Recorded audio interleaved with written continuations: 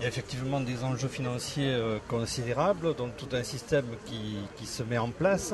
Et puis il y a eu une étude confidentielle au départ, pour ne pas être dérangé, de l'équipe de Gilles-Éric Serralini, donc sur 2 ans, concernant à la fois les conséquences du Roundup sur la santé des rats, mais aussi du Mont 810. Et puis donc 2 ans. C'est la première fois que l'étude allait aussi loin, et il y en a certains qui ont tiré à boulet rouge sur lui, donc peut-être ce sont des scientistes, ceux-là même qui ont par contre donné le feu vert à Monsanto alors que les études n'étaient que de 3 mois. Donc automatiquement ils ont condamné leurs propres études. Oui, mais ce sont des gens qui sont jugés partis. Les agences d'évaluation ne pouvaient pas désavouer l'étude de Serralini dans la mesure où elles avaient elles-mêmes contribué à autoriser les produits incriminés, notamment un OGM particulier, l'OGM NK603 qui est tolérant à l'herbicide Roundup. Le Roundup lui-même, qui est donc l'herbicide le plus vendu au monde et qui a fait de Monsanto la firme semencière et chimique la plus puissante au monde. Ça a été vraiment la poule aux œufs d'or pour Monsanto. Et donc, ces agences qui ont participé à l'autorisation commerciale de ces produits, évidemment, sont jugées parties. Et donc, on ne pouvait pas s'attendre à autre chose que de leur part que de dire que l'étude Serralini ne valait rien. Or, l'étude, comme vous l'avez dit, l'étude de Serralini a été faite, c'est une étude toxicologique qui a été faite donc à 2 ans sur des animaux. Et pourquoi 2 ans ? Parce que les animaux en question sont des rats et qu'un rat, ça vit 2 ans. Et donc, faire des études à 2 ans, c'est faire des études pour un rat vie entière. Et les études vie entière permettent d'avoir les effets, de connaître les effets tout au long de la vie, c'est-à-dire les effets chroniques.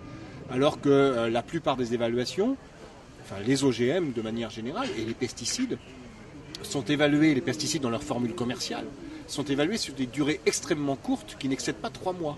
Or 3 mois, ça peut être suffisant pour voir des effets aigus, c'est-à-dire si le produit fait mourir subitement dans un cri de douleur, ça va se voir, peut-être même à moins de 3 mois. Mais par contre, si ce sont des effets beaucoup plus subtils, des effets chroniques qui se manifestent sur le long terme, ça ne se verra pas. Et Serralini a voulu faire justement des études à 2 ans parce que les OGM auxquels on est confronté aujourd'hui, les OGM agricoles, sont des plantes qui accumulent des pesticides dans leurs cellules. Elles ont été génétiquement modifiées pour ne plus mourir quand on les arrose avec un herbicide qui aurait dû les tuer. Donc elles vont pouvoir absorber cet herbicide sans mourir, donc l'accumuler dans leurs cellules. Ou alors elles vont pouvoir produire leur propre insecticide, donc à nouveau l'accumuler dans leurs cellules. Et la plupart des pesticides sont connus pour être des perturbateurs endocriniens, c'est-à-dire qui agissent sur les voies hormonales sexuelles, avec donc justement des effets chroniques. Ils ne font pas mourir subitement dans un cri de douleur, mais ce sont des effets chroniques qui peuvent conduire à des cancers, à de l'obésité, à des troubles hormonaux, à des diabètes, etc. Avec toutes ces maladies chroniques qui se manifestent sur le long terme. Et donc l'idée, c'était donc d'étudier ces OGM comme le sont les pesticides eux-mêmes, c'est-à-dire à 2 ans. Et quand je dis les pesticides eux-mêmes, ce qui est évalué sur les pesticides à 2 ans, ce n'est pas le produit dans sa formule commerciale, mais uniquement le principe actif. Par exemple, pour le Roundup, le principe actif chez les plantes, c'est le glyphosate. Lui a été évalué à 2 ans avant d'être autorisé. Mais le Roundup, qui est le glyphosate plus tous les adjuvants qui vont autour, c'est-à-dire ce que le paysan pulvérise véritablement dans son champ ou que le jardinier du dimanche met dans son jardin, ça n'a pas été évalué plus de 17 jours. Et donc Serralini a dit le Roundup dans sa formule commerciale, on va l'évaluer sur 2 ans, et l'OGM qui tolère le Roundup, on va aussi l'évaluer sur 2 ans. Donc ça n'avait jamais été fait. Et en plus, il a analysé un nombre de paramètres considérables par rapport à ceux qui sont évalués d'habitude, qui sont testés d'habitude dans le cadre des études à 3 mois faites par le laboratoire Monsanto pour obtenir l'autorisation de ces produits. Et ceux-là même, effectivement, qui n'ont jamais trouvé rien à redire aux études de Monsanto faites à 3 mois, disent aujourd'hui que les études de Serralini ne valent rien. Au prétexte, par exemple, qu'il n'aurait pas choisi la bonne souche de rats. Parce que, effectivement, Gilles-Éric Serralini a choisi des rats qui sont les rats qu'on utilise dans toutes les études toxicologiques. On nous dit oui, mais ce sont des rats sensibles au cancer. Oui, ils auraient tellement aimé que Serralini choisisse des rats résistants au cancer. Si vous voulez étudier l'effet d'une substance sur la prostate, c'est tellement mieux de prendre des femmes. Comme ça, vous êtes tranquille sur le résultat. Et puis sur les groupes de rats, on a dit Serralini a analysé des groupes de 10 rats. Et 10 rats, c'est pas suffisant pour faire des statistiques. Peut-être. Le problème, c'est que toutes les études de Monsanto qui ont conduit aux autorisations de ces produits ont été faites sur des groupes qui n'ont jamais excédé 10 rats. Et même la pomme de terre transgénique en flora qui a été autorisée à la culture commerciale en Europe en mars 2010 a été autorisée sur la base d'études toxicologiques sur des groupes de 5 rats.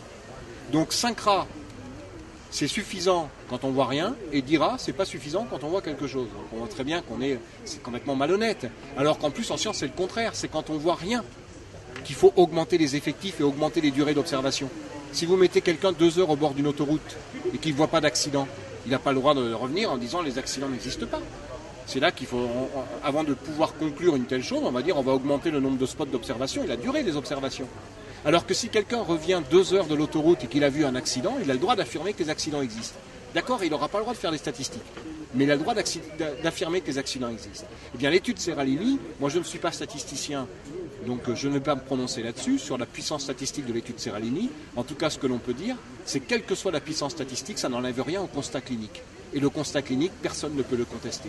Mais on essaie de trouver tous les moyens de rejeter cette étude Seralini en bloc, et on voit bien là, à nouveau, qu'il y a une volonté de faire taire tous ceux qui pourraient prouver que les OGM sont dangereux pour la santé ou dangereux pour l'environnement.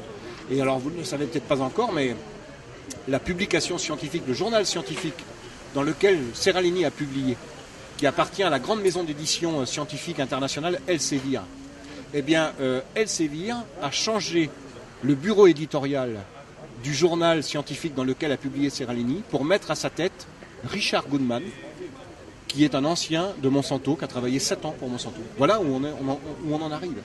C'est-à-dire que la science qui prétend toujours être neutre, la science est neutre, c'est très drôle ça, la science ne fait pas de politique, eh bien voilà ce qui se passe ici. La maison d'édition scientifique a viré l'ancien directeur du bureau éditorial pour mettre à sa place Richard Goodman, qui a travaillé 7 ans pour Monsanto, et qui vient d'ailleurs de retirer de l'édition scientifique un article qui a été publié après celui de Seralini et qui montrait que les plantes type Monsanto 810 qui produisent leurs propres insecticides ont des effets sur la santé.